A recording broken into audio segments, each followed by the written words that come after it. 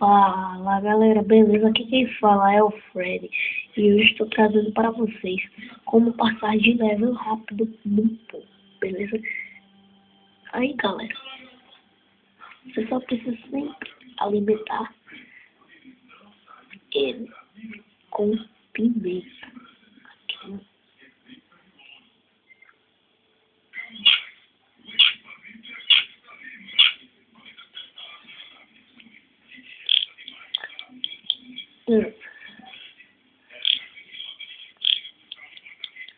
Porque quando você alimentar ele com pimenta, ele vai ficar doente.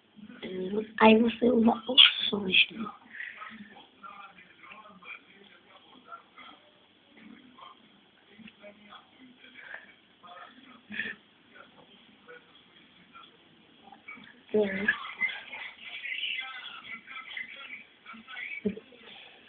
Aí você vai de novo. Olha galera, não só pimenta, mas e todos os outros itens que sejam úteis. Assim, por exemplo, aqui guloseima. Aí o miojo, a pizza, eles também dão muito XP, né? Aí continua.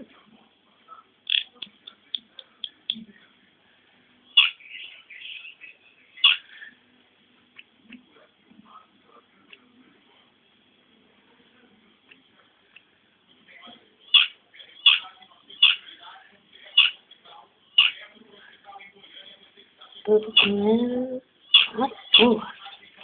Deixa eu ver aqui. Comprei guloseima. Comprar um miojo.